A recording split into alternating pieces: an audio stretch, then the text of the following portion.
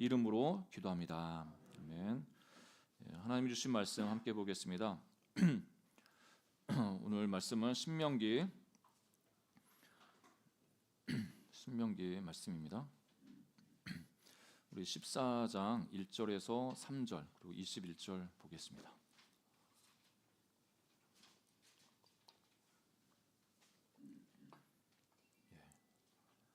신명기 14장 1절에서 3절 21절입니다. 교독하겠습니다. 너희는 너희 하나님 여호와의 자녀이니 죽은 자를 위하여 자기 몸을 베지 말며 눈썹 사이에 이마 위에 털을 밀지 말라. 너는 내 하나님 여호와의 성민이라. 여호와께서 지상 만민 중에서 너를 택하여 자기 기업의 백성으로 삼으셨느니라. 너는 가증한 것은 무엇이든지 먹지 말라. 너는 너희의 하나님 여호와의 성민이라. 스스로 죽은 모든 것은 먹지 말 것이나 그것을 성중에 거류하는 객에게 주어 먹게 하거나 이방인에게 파는 것은 가하니라. 너는 염소 새끼를 그 어미의 젖에 삼지 말지니라. 아멘. 지금 우리가 매 주일마다 주일 본문으로 하나님의 말씀을 묵상하고 또 함께 나누고 있습니다. 특별히 하나님께서 우리 교회를 이끌어 가실 때 성령님께서 우리를 이끌어 가시는데, 성령님께서 우리 각자를 이끌어 가시는 그 방법이 여러 가지겠지만 중요한 것은 하나님 말씀으로 우리를 이끌어 가길 원하십니다. 그래서 매일 묵상하는 그 묵상과 또 수요 예배 금요철 할 때 강해를 하고 있는데, 이렇게 시간이 지나면 지날수록 하나님께서 어떤 동일한 말씀으로 우리의 공동체를 또 우리 개인을 이끌어 가시는 것을 이제 좀 느끼고 있습니다. 경험하고 있는데, 오늘 주일 예배에는 그날 묵상 본문을 가지고 함께 말씀을 나누고자 합니다. 그러니까 하나님 말씀이 어디서 그냥 뚝 떨어지는 게 아니라 우리 평소에 말씀을 계속 가까이 하면서 묵상하고 읽고 이런 부분을 통해서 하나님께서 우리에게 깨닫게 하시고 그 말씀을 우리 삶 가운데 적용케 하시고, 그래서 하나님의 살아계심을 경험하게 하시는 것을 볼 수가 있습니다. 위례 하늘교회는 하나님 말씀 반석 위에 든든히 세워져가는 우리 교회가 될 줄 믿습니다. 우리 어려우시더라도 신명기 묵상할 때 또 어려우시더라도 포기하지 않고 계속적으로 함께 따라가면 좋겠습니다. 이전에 한 회사가 Think Different라는 이 문구로 이렇게 광고를 했는데, 여러분 잘 아시는 것처럼 이제 애플사가 이 광고로 해서 스티브 잡스가 이렇게 이제 다시 그 CEO로 이제 복귀하면서 혁신을 이제 이루었죠. 우리가 잘 알고 있는 상품 중에 이 핸드폰에서 이제 스마트폰이라고 하죠.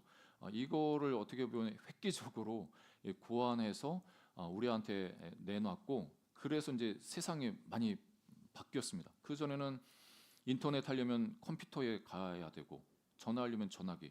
그러니까 이 모든 것들을 통합해 가지고 전화도 하고 어떻게 보면 핸드폰으로 인터넷도 하고, 또 지금은 이제 문서 작업이라든지 웬만한 이제 작업, 영상 작업도 핸드폰으로 이제 하고 있는 그 시대에 우리가 살고 있습니다. 자막 띄워줘야 되는데요.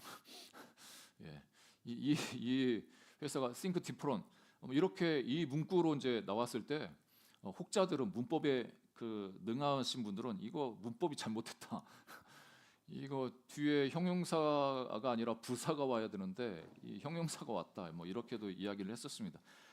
이 회사인 즉슨 뭐 think differently라고 뒤에 이 부분들을 고칠 수도 있지만, 뭐 differently 하면 다르게 생각한다는 겁니다. 사람들이 동일하게 그렇게 생각할 때 좀 더 다른 시각으로 다르게 생각하자, 이런 의미로 이제 이런 걸 해석하는데, 이 회사에서, 이 애플 회사에서 이 광고를 일부러 이렇게 했다 하면서 think something different의 줄임말이다 이렇게 풀이했습니다. 그런 거, 이게 무슨 말이냐면 다른 것을 생각한다는 겁니다. 이 세상을 살아가는 많은 사람들이 있지만 우리가 좀 차별돼 가지고 다르게 생각하겠다, 다른 것을 생각하겠다, 뭐 이런 의미로 이 회사가 이것을 앞세워서 여러 가지 분야에서 이제 혁신을 이루어냈습니다. 그러니까 다르게 생각하는 그 소수의 몇몇 사람들이 세상을 어떻게 보면 완전히 바꾸어 놓은 거죠. 그 전에 생각하지 못했던 걸 다르게 생각해가지고 이 핸드폰 안에 인터넷과 통화와 그 모든 기능을 할 수 있도록 이렇게 통합해 버리는 그 전에 그렇게 생각하지도 않은데 다르게 생각한 그 아이디어 하나가 이 세상을 바꾸었고 지금 우리 삶의 수준을 이렇게 높게 했던 것을 볼 수가 있습니다. 세상에서 이렇게 다르게 생각하는 사람들의 그 영향력, 파급 효과가 우리에게 이렇게 주는 영향력이 매우 높은데, 그런데 가만히 보면 성경에서 보면 하나님께서 우리들을 또 이스라엘, 지금 오늘 이스라엘 민족을 향해서 어떻게 보면 다르게 살라고 이렇게 부르시는 것을 볼 수가 있습니다. 그러니까 우리는 어떻게 보면 이 세상에서 다르게 살도록 부르심 받은 사람들인 거죠. 오늘 본문의 말씀에 이스라엘 향해서도 다르게 사는 사람들의 이야기를 하고 있는 것입니다. 다르게 살도록 부름받은 사람들이 누구냐? 여기 이스라엘 백성인데, 그럼 왜 그들은 다르게 살아야 되느냐? 그 이유를 레위기 19장 2절에 이렇게 설명하고 있습니다. 하나님께서 이스라엘 백성들을 향해서 너는 이스라엘 자손의 회중에게 말하여 이르라. 그러니까 모세에게 이제 지시를 하시는 거죠. 너희는 거룩하라. 이는 나 여호와 너희 하나님이 거룩함이니라. 모세에게 시켜가지고 너 이스라엘 백성들한테 하나님은 거룩하니까 너희들도 거룩해야 돼. 이렇게 가르치라고 말씀하시는 거죠. 그러니까 우리가 거룩해야 된다. 이것을 다른 말로 하면은 이 세상에서 다르게 살아야 된다. 이렇게 표현할 수가 있겠습니다. 하나님의 백성들, 이스라엘 백성들은 그때 당시에 주변에 살던 이방인들이 그렇게 살아가는 삶의 방식대로 살아가는 게 아니라 하나님 백성으로서 하나님이 말씀하시는 것을 따라서 살아가야 된다. 하나님께서 살라고 하시는 그 방식대로 생각을 해야 되고 행동을 해야 된다. 이렇게 부르신 겁니다. 그러니까 완전 다른 삶을 살라고 이스라엘 백성들을 초청하시는 거죠. 왜 그러냐면 하나님이 거룩하신 하나님이기 때문에 그렇습니다. 거룩하기 때문에 너희들도 이 땅에서 거룩해야 되는데, 거룩한 게 다른 게 아니라 이 세상을 살아가는 사람들과 다른 존재로서 존재해야 된다고 말씀하시는 겁니다. 그래서 레위기 20장 26절에 보니까 너희는 나에게 거룩할지어다. 이는 나 여호와가 거룩하고 내가 또 너희를 나의 소유로 삼으려고 너희를 만민 중에서 구별하였습니다. 그러니까 이 거룩이라는 단어가 이 카도시라는 게 형용사로는 카도시라는 그 뜻으로 그 원어가 그런데, 이 거룩한 거의 그 의미가 여러 가지 있겠지만 중요한 것은 구별된다, 이런 의미가 있습니다. 오늘 본문에서도 내가 거룩해, 너희가 나한테 거룩해야 돼. 그러니까 너희들을 내가 택해가지고 많은 사람들 중에 너희들을 택해서 나의 소유로 삼았고 구별한 존재들이기 때문에 거룩하게 살아야 돼. 하나님 이렇게 말씀하신 거죠. 여기서 이 기업의 이 소유 2절, 오늘 2절 말씀 본문에 보니까 너는 내 하나님 여호와의 성민이라 하시면서 여호와께서 지상 만민 중에서 너를 택하여 자기 기업의 백성으로 삼으셨느니라. 하나님이 이스라엘을 자기 기업으로 삼으셨대요. 여기서 기업이라는 단어가 세굴라라는 원어를 쓰는데, 이것은 하나님의 특별한 보물이라는 의미가 있습니다. 너는 내 기업이라 이렇게 말씀하실 때 너는 특별한 내 보물이야 이렇게 말씀하시는 거죠. 이스라엘 향해서 너희들은 특별한 내 보물, 나의 소유야 이렇게 말씀하시고, 그런데 이스라엘 백성들만 하나님 앞에서 이렇게 특별한 존재, 특별한 보물이냐? 그렇지 않고 예수 그리스도 안에 들어온 우리들을 향해서도 하나님께서 특별한 존재로 우리를 부르셨다고 말씀하십니다. 그게 우리가 잘 아는 베드로전서 2장 9절 말씀입니다. 우리 함께 읽어볼까요? 이 말씀을 같이 읽겠습니다. 시작. 그러나 너희는 택하신 족속이요 왕같은 제사장들이요 거룩한 나라요 그의 소유가 된 백성이니 이는 너희를 어두운 데서 불러내어 그의 기이한 빛에 들어가게 하신 이의 아름다운 덕을 선포하게 하려 하심이라. 그러니까 우리는 예수님 안에 들어온 우리는 택하신 족속이래요. 하나님이 택하셨대요. 그러니까 이 세상과 구별해서 부르신 거죠. 그리고 왕같은 제사장들입니다. 이 왕같은 제사장, 그러니까 목회자만 제사장이 아니라 우리 모두가 왕같은 제사장으로서 우리 각자의 위치에서 하나님께 나아갈 수 있는 그런 은혜를 받은 자들입니다. 그리고 거룩한 나라, 거룩한 공동체 우리가 부름을 받았습니다. 그리고 하나님의 소유된 백성, 그러니까 하나님의 특별한 어떤 선택과, 그래서 특별한 너는 내 특별한 보물이야. 이스라엘 구약에 있어서 이스라엘 백성들을 향해서만 그런 게 아니라 이 시대에 살고 있는 우리 예수님 안에 들어온 우리를 향해서 너희들은 나의 특별한 보물이야 이렇게 말씀하시는 거죠. 그러면서 하나님께서 더 놀라운 사실을 우리에게 가르쳐 주시는데 그것은 고린도전서 6장 11절에 사도 바울이 고린도 성도를 향해서 이렇게 말씀하고 있습니다. 너희 중에 이와 같은 자들이 있더니 주 예수 그리스도의 이름과 우리 하나님의 성령 안에서 씻음과 거룩함과 의롭다 하심을 받았느니라. 예수님 안에 들어온 우리들의 존재를 향해서 이야기할 때 하나님 예수님 안에서 그 이름으로 말미암아 씻음을 받았고 또 거룩함과 의롭다 하심을 받았느니라. 그러니까 앞으로 받을 거야 이것도 아니고 지금 너희들은 존재는 거룩함을 받은 존재야. 거룩한 존재야. 이렇게 말씀하시는 겁니다. 너무나 놀라운 말씀 아니겠습니까? 우리가 과거에 잘못한 게 있고 지금도 잘못한 부분들이 있고 그래서 하나님 앞에 정결하지 못한 부분들이 있어서 참 부끄러운 모습도 있습니다. 또 과거에 실수를 하고 실패했던 분들은 과거에 그 자기가 잘못했던 것 때문에 나는 진짜 하나님 앞에 부정한 사람이야 깨끗하지 못해 그렇게 자책감과 죄책감에 시달리고 있을 수도 있습니다. 그런데 하나님께서 말씀하실 때 예수 그리스도 안에 들어온 우리들은 이미 씻음과 예수 그리스도의 그 이름으로 씻음과 거룩함과 의롭다 하심을 받았다고 말합니다. 여러분 이 놀라운 은혜를 우리가 받았습니다. 할렐루야. 그러니까 이 거룩한 존재가 되었습니다. 우리가 거룩을 위해서 뒷부분에는 말씀드리겠지만 여러분 이 거룩함이라는 게 하나님이 가지고 있는 속성 중에 너무나 중요한 속성입니다. 거룩하신 그 하나님 앞에 어떤 누가 갈 수가 있겠습니까? 특별히 태양을 비유로 하면 태양이 너무 뜨겁지 않습니까? 태양을 우리가 볼 수도 있겠지만 태양에 가까이 가면 갈수록 그 태양의 열기로 인해서 살아남을 사람 아무도 없습니다. 그러니까 하나님의 그 거룩하심 이 성품은 하나님께 가까이 가면 갈수록 그 거룩하심 때문에 우리 존재가 어떻게 보면 그 가까이 갈 수가 없습니다. 그런데 하나님께서 우리에게 거룩한 존재라고 이렇게 말씀해 주셔서 하나님께 갈 수 있는 특권을 가진 자로 우리를 그렇게 세워 주셨다고 말씀하십니다. 여러분 이런 특권을 가진 우리인 것을 여러분 기억하시기를 주의 이름으로 축복합니다. 이 과거 이 구약에 있어서는 정하다 부정하다 이렇게 이거를 되게 많이 따졌습니다. 왜냐하면 이 거룩하신 하나님이 임재하시는 이 지성소 안에 들어가기 위해서는 누구나 하나님 앞에서 정결한 상태가 되어야 그 하나님 앞에 갈 수가 있었습니다. 그래서 내가 부정해졌다? 그럼 부정한 그 상태로 가면 내가 그 거룩하심 앞에 살아남지 못합니다. 죽을 수밖에 없습니다. 그래서 정결 예식도 치르고 속죄 제사도 치르고 그래서 내가 정결함을 입었을 때 하나님 앞에 나갈 수 있는 그런 은혜가 주어졌습니다.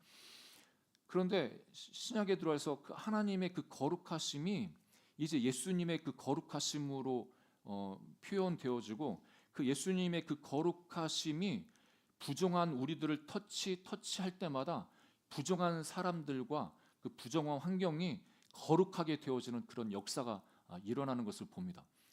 이 거룩함의 그 확장성이라고 이야기하는데 여러분 예수님께서 혈루병 앓은 그 여인을 만나는 그 장면이 있지 않습니까? 어떻게 보면 혈루병 앓은 여인은 유대의 그 정결 예식에 의하면 부정한 사람입니다. 부정해서 사람들과 섞이면 또 안 되는 사람입니다. 그런데 그 부정한 사람이 예수님을 만지면 자기가 낫겠다고 하는 그 믿음이 있어서 만졌습니다. 예수님은 자기 안에서 능력이 나간 것을 알고 누가 나를 만졌는지 그렇게 물어보시죠. 그래서 이 혈루병 여인이 자기가 그랬노라고 이렇게 사람들 앞에서 고백을 하는데 그것은 무슨 사건이냐면 거룩하신 예수님이 그 예수님의 그 거룩하심이 그 여인에게 그 거룩함이 확장돼서 그 여인이 거룩해지는 사건이었습니다. 그러니까 단지 치유받는 사건, 맞죠? 치유받는 사건인데 그 부정한 그 여인이 하나님의 그 거룩하심 가운데 치유되어지는 역사를 경험한 사건인 겁니다. 그러니까 그 예수님의 그 거룩하심이 그 여인에게 임한 겁니다. 여러분 이 놀라운 사건이 지금 우리 안에도 일어나고 있습니다. 여러분 안에 예수 그리스도 거룩하신 예수님께서 계시기 때문에 여러분들도 거룩한 존재로 지금 이 시간 존재하고 계시는 겁니다. 놀라운 축복을 받은 자들이 바로 우리들입니다. 그래서 이 거룩한 존재들이 이 세상을 살아가는 그 방식은 세상과 달라야 된다 말씀하시는 게 오늘 본문인데 그러면 다르게 산다는 건 구체적으로 어떻게 사는 거냐 표현할 때 이 문맥 안에서는 한 세 가지를 이렇게 이야기합니다. 세상 풍속을 따르지 않는 삶을 다르게 사는 삶이라고 이야기하시면서 1절에 보니까 너희는 너희 하나님 여호와의 자녀이니 죽은 자를 위하여 자기 몸을 베지 말며 눈썹 사이 이마 위에 털을 밀지 말라. 그러니까 이 이스라엘 백성들이 들어가는 그 가나안 땅에 사는 사람들의 장례 문화가 어떤 문화였냐면 이 누군가 가족이 죽으면 그 죽은 사람을 애도하기 위한 그 애도의 표현으로서 눈썹도 밀고 이 머리도 미는 겁니다. 이 눈썹 사이 여기 보면 몸을 베고 눈썹 사이 이마 위에 털을 밀라고 하는 거는 그러니까 머리를 미는 겁니다. 머리를. 그러니까 몸을 자해하면서 머리도 밀면서 하면서 죽은 사람을 애도하는 그런 풍습이 그 땅에 있는 겁니다. 이게 그냥 단순히 애도로 끝나는 게 아니라 그 이면에는 죽은 자가 산 자에게 영향을 미치는 그 부분에 있어서 이렇게 해야만 어떻게 보면 보호를 받을 수 있다 이런 생각이 있기 때문에 이런 행동을 하는 겁니다. 그러니까 이스라엘이 그 가나안 땅에 들어가서 그런 문화에 휩쓸려 가지고 그거 똑같이 따라하는 것 너희들 그렇게 하지 마. 하나님께서 말씀하시는 거죠. 너희들은 달라야 돼. 누군가 죽어서 그 죽은 그 영혼이 너희를 해코지 할까봐 그런 식으로 해서 애도를 표현하면서 어떻게 보면 우상 숭배하는 그런 문화들 그것들 배격하고 하나님께서는 그 자체를 하지 말라고 말씀하시는 겁니다. 3절에 보면 여러분 너는 가증한 것은 무엇이든지 먹지 말라 이렇게 말씀하시는데 이 본문은 레위기 11장의 그 음식 규례를 요약해 놓은 겁니다. 그러니까 이 음식 중에 동물 중에 하나님이 부정한 것, 정한 것 이렇게 갈라놓으셔서 정한 음식을 먹어야 된다, 정한 동물을 먹어야 된다 이렇게 말합니다.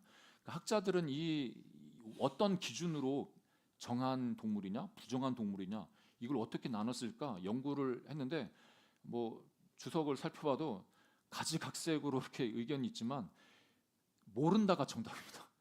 왜 돼지는 부정하고 왜 소는 정하고 왜 하나님이 이런 기준을 세워놨지?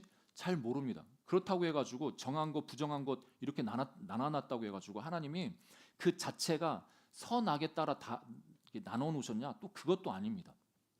하나님만 아시는 부분인데 아무튼 이런 과정을 통해서 하나님께서 이 유대인들 이스라엘에게 원하셨던 것은 이방인들 사이에 들어가서 살 때 이 음식 먹는 그걸 통해서 그 사람들과의 그 구별된 삶을 말씀하시는 겁니다. 여러분 어떻게 보면 우리가 뭘 먹을 수 있고 뭘 못 먹는지 이거에 따라서 사람들 만날 때도 조금 경계가 있지 않습니까? 나는 절대 뭐 돼지고기 안 먹고 고기류를 안 먹는 채식주의자. 그러면 고기 좋아하는 사람들과 어울리는 것은 참 힘든 상황이 되는 거 아니겠습니까? 그러니까 이스라엘 백성들에게 하나님께서 이 음식법을 말해 주시는 것은 너희들이 이방 사람들과 섞이지 않고 구별되게 그렇게 살아야 되는 것을 말씀하시는 겁니다. 근데 구약 시대 때는 이렇게 이 음식법을 철저하게 지켰고 이 예수님 시대 때도 이 음식 규례에 따라서 정한 음식, 부정한 음식이 나눠서 먹고 이방인들과 또 식사하는 것을 꺼려했습니다. 지금도 이스라엘 중에 정통 유대인들 이 법 음식 규례에 따라서 그렇게 또 먹고 있는 상황을 우리가 볼 수가 있습니다. 그런데 예수님께서 신약에 와서 어떻게 말씀하셨느냐? 철야 예배 때도 말씀을 잠깐 나눴지만 하나님께서는 이 로마서 14장 20절에 바울을 통해서 이렇게 말씀하시죠. 음식으로 말미암아 하나님의 사업을 무너지게 하지 말라. 만물이 다 깨끗하되. 왜 이렇게 만물이 다 깨끗하냐 이렇게 말씀하시냐면 유대인들은 깨끗한 것이 있고 정한 것이 있고 부정한 것이 있어. 그래서 이것을 나눠서 이게 먹기 때문에 음식법의 그 규례 안에 갇혀가지고 이방인들과 소통을 하지 못하고 하나 되지 못했습니다. 어떻게 보면 이방인과 유대인들 사이에 장벽처럼 이 음식 규례가 있었던 겁니다. 그렇지만 하나님께서 예수님께서 이 땅에 오셔서 모든 것을 다 깨끗하게 하셨고 이제 그 음식 규례를 지킬 필요가 없어. 예수 그리스도 안에서 우리는 하나 되고 그 장벽을 다 허물어 주셔서 이렇게 말씀하시죠. 이 사도행전 10장 28절이 바로 베드로에게 그 음식 규례에 대한 그 율법적인 사고를 깨트리셔 가지고 이 베드로가 깨달은 말을 이렇게 하고 있습니다. 이르되 유대인으로서 이방인과 교제하며 가까이 하는 것이 율법인 줄을 너희도 알거니와 하나님께서 내게 지시하사 아무도 속되다 하거나 깨끗하지 않다 하지 말라 하시기로. 그러니까 하나님께서는 이제 너 뭐 어떤 게 속되니까 그거 먹으면 안 돼, 이런 규례에 갇히지 말라고 말씀하시는 거예요. 하나님이 만드신 모든 창조물은 깨끗하고 선하고 좋은 것이라고 말씀하십니다. 그러면서 더 나아가서 음식 규례뿐만 아니라 이 21절에 보면은 특이한 말씀을 하시는데 그게 뭐냐면 후반절에 너희는 너희의 하나님 여호와의 성민이라 하면서 스스로 죽은 모든 것은 먹지 말 것이나.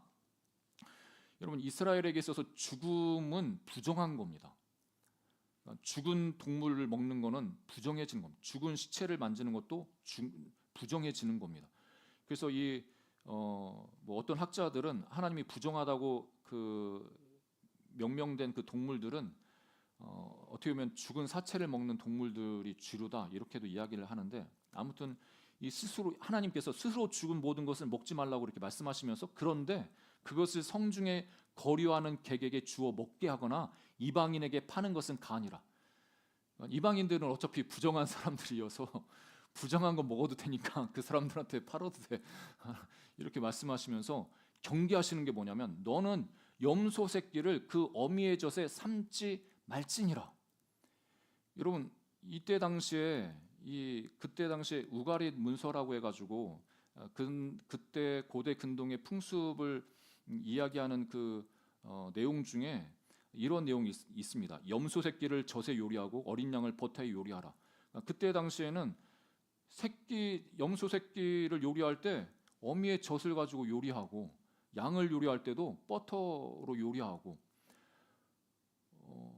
우리는 뭐 깊이 생각 안 하면 뭐 그럴 수 있지, 요리하는데 뭐 양념이랑 이런 걸 하면 더 맛있으니까 그렇게 하겠지, 이렇게 생각하는데, 하나님은 그거 자체를 금지하는 겁니다. 왜냐하면 그것을 하는 그 이유가, 이방인들의 그 이유가, 그렇게 함으로써 어떤 우상 숭배의 어떤 의식의 한 차원으로 주술적인 행위를 하는 겁니다.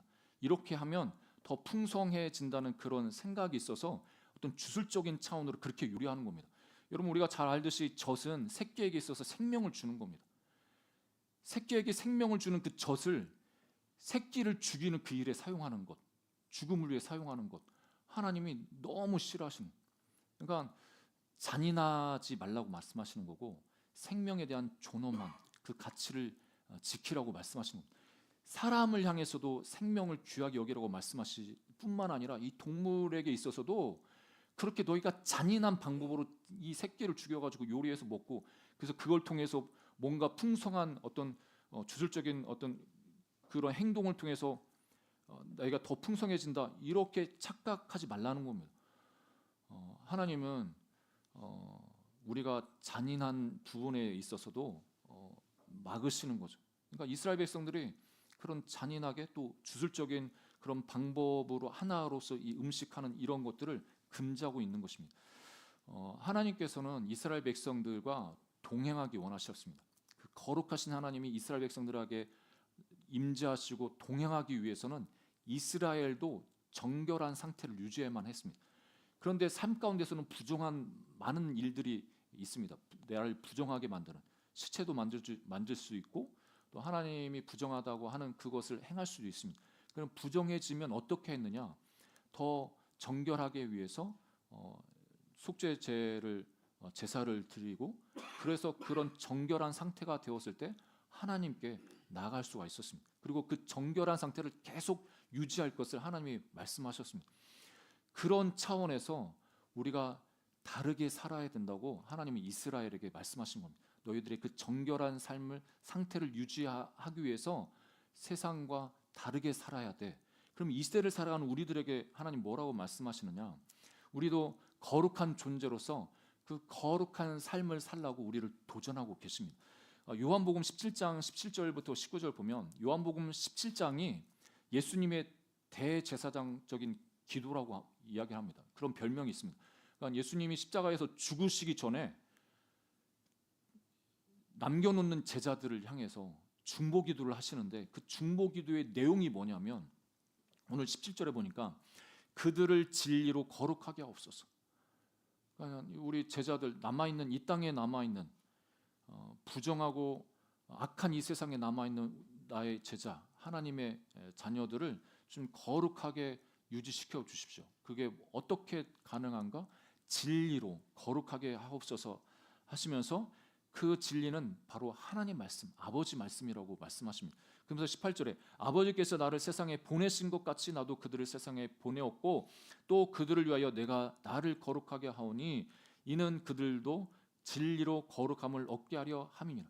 그러니까 예수님 자체도 자기 자신이 거룩한 존재로서 존재하시고 그 거룩한 자신이 우리 제자들에게 그 거룩함을 물려줄 뿐만 아니라 그 물림받은 그 제자들이 이 세상에서 진리를 붙잡고 삶을 통해서 그 거룩함을 유지하며 살도록 하나님께서 예수님께서는 기도하고 계시는 겁니다. 그래서 그 표현이 베드로전서 1장 15절 16절에 아주 잘 나타나는데 우리 함께 이 부분을 함께 읽어보겠습니다. 같이 읽겠습니다. 시작. 오직 너희를 부르신 거룩한 이처럼 너희도 모든 행실에 거룩한 자가 되라. 기록되었으되 내가 거룩하니 너희도 거룩할저다 하셨느니라. 여러분 거룩하게 살라고 하면 여러분 무엇이 생각나십니까? 거룩하게 살라고 하면 우리가 보통 여러 가지 이제 도덕적으로 흠없이 살아가는 것 이렇게 생각이 들 수 있습니다. 그리고 뭐 더 거룩하다고 하면은 재미없거나 너무 따분한 저분은 거룩한 분이 이렇게 하면 좀 따분한 사람이야 이렇게도 생각할 수 있습니다. 근데 이 성경이 말하는 그 거룩함이 우리가 생각하는 거룩함과는 차원이 있습니다.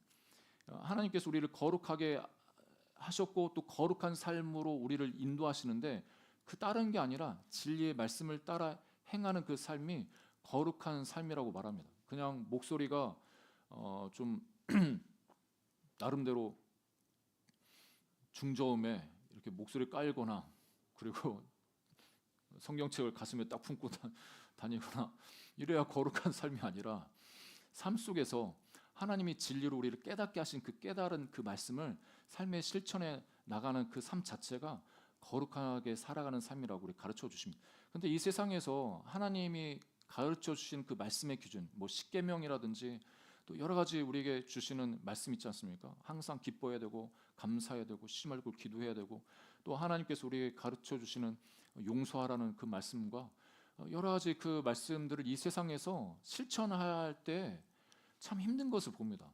왜냐하면 세상 사람들은 그렇게 안 살거든요. 세상에서 거룩하게 살아가기 위해서는 정말 용기가 필요한 것을 봅니다. 여러분들은 다 용기가 너무나 충만하셔서 잘 살아가실 수 있을 것 같은데, 근데 우리 이 실제 직장이라든지 사업의 현장이라든지 정말 치열한 이 세상에 들어가면 하나님 말씀대로 살아간다? 이게 정말 힘든 것을 볼 수가 있습니다. 그래서 우리 그리스도인들에게 용기가 참 필요한 것을 볼 수가 있습니다. 이스라엘 백성들도 마찬가지였습니다. 이스라엘 백성들도 하나님 말씀대로 순종하고 그 말씀대로 행한다? 그러니까 자기가 가지 못했던 처음 간 그 땅, 그러니까 이 이스라엘 백성들의 입장에서는 40년 동안 광야 생활하면서 농업 같은 건 자기들은 해본 적이 없기 때문에 얼마나 생소하겠습니까? 그러면 그 땅에 살고 있는 사람들에게 배워야 되지 않겠습니까? 배우면 이 농작물을 어떻게 키워야 되냐?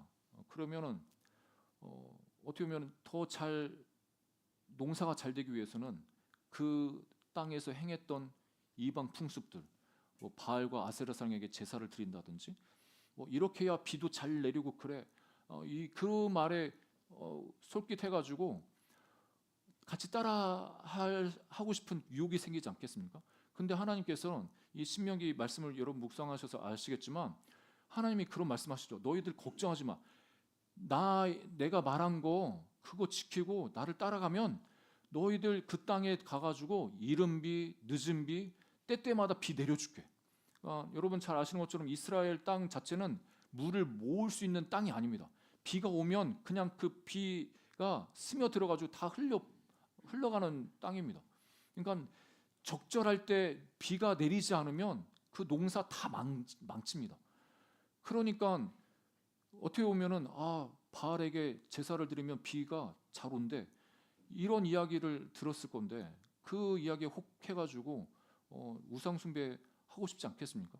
근데 그것을 다 거부하고 그것을 다 물리치고 하나님을 의지하고 하나님께서 주시는 말씀을 순종할 거야. 그때 하나님께서 말씀하시죠. 약속하시지 않습니까? 너희들 내 말만 잘 들면 때때마다 내가 비 내릴 거야. 이슬비 내릴 거야. 그렇게 하나님 말씀하시는 그 말씀, 용기가 있어야 그 말씀을 믿고 순종한 거 따라갈 수 있습니다. 우리 삶에 이런 순종할 수 있는 용기, 하나님을 신뢰하면서 따라갈 수 있는 용기가 있기를 주님의 이름으로 축복합니다. 우리가 당장 우리 스스로 힘으로 뭔가를 다 모아놓고 다 해야 그것이 해결된다고 생각하지만 근본적으로는 하나님 백성들은 하나님이 책임져 주시기에 하나님 말씀하시는 거에 대해서 귀를 기울이고 순종하며 작은 거라도 실천하고 따라갈 때 하나님의 살아계심을 경험할 수 있고 그런 삶이 바로 거룩한 자의 삶, 거룩한 삶이라고 우리에게 가르쳐 주십니다. 여러분 잘 아시는 것처럼 예전에 LA에 폭동이 일어날 몇십 년 전이죠. 그때 한인 그 타운에 폭도들이 많이 이렇게 쳐들어와가지고 많은 것을 잃었죠, 우리 한인들이. 그런데 이제 나라에서 이제 보상을 해주는데 보상을 해주는 그 기준이 미국 같은 경우는 이제 텍스, 이 세금 얼마나 냈느냐에 따라서 이제 이게 주죠. 미국은 진짜 지난번에 제가 아시는 분들 보니까 코로나 때 거기는 그냥 현금으로 바로 계좌에 넣어주더라고요. 그러니까 텍스 얼마나 냈느냐 그걸 보고 그거에 기준해서 바로바로 현금으로 주더라고요. 그러니까 이때 당시에도 많은 한인들이 뭐 세금 신고도 했겠지만 어떤 집은 세금 신고를 아예 안 해가지고 그런 거 있잖아요. 우리 옛날 문화 이제 이중장부하고 세금 신고는 이제 조금 해야 이제 세금 덜 벌었다 이렇게 신고를 해야 세금도 적게 내고 그런 분들은 이때 많이 못 받았다고 합니다. 그러니까 정직하게 매출에 따라서 세금 신고한 그 사람들은 그 세금 신고한 내용대로 그 기준에 따라서 보상을 해주니까 그 어려움에서도 잘 벗어났다는 그런 이야기를 들은 적이 있습니다. 그러니까 언젠가는 하나님도 우리가 하나님 말씀대로 살고 정직하게 또 그 말씀에 순종하며 따라가는 그 몸부림치면서 살아갈 때 하나님이 다 어떤 부분에서 책임져 주시고 이끌어 주십니다. 그래서 마가복음 13장 11절에 우리가 성령님을 의지해야 될 그 필요성을 이렇게 말씀하시는데 사람들이 너희를 끌어다가 넘겨줄 때에 무슨 말을 할까 미리 염려하지 말고 무엇이든지 그때 너희에게 주시는 그 말을 하라. 말하는 이는 너희가 아니요 성령이시니라. 사도행전 4장 31절에도 빌기를 다음에 모인 곳이 진동하더니 무리가 다 성령이 충만하여 담대히 하나님의 말씀을 전하니라. 우리가 하나님 말씀에 순종할 용기, 우리 스스로 그 용기가 없을 수 있습니다. 그렇지만 성령님이 임하시면 성령님께서 우리에게 담대함도 주시고 그 순종할 수 있는 용기도 주시고 이 세상에서 다르게 살 수 있는 그런 담대함도 주십니다. 여러분 그 성령의 충만함이 우리 가운데 있기를 주님으로 축복합니다.